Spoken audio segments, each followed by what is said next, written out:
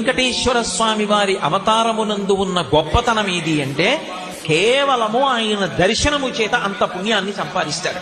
అందుకే ఆయన ఒక మాట చెప్పాడు, నేను ఎందుకు వస్తున్నాను అవతారంగా అంటే సర్వలోకములను రక్షించుట కొరకు, మోక్షమునకు మార్గమును సుగమము చేయుట కొరకు.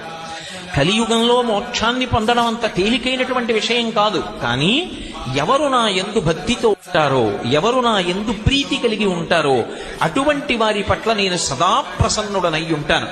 అందుకే స్మరణాత్ సర్వ పాపఘ్నం.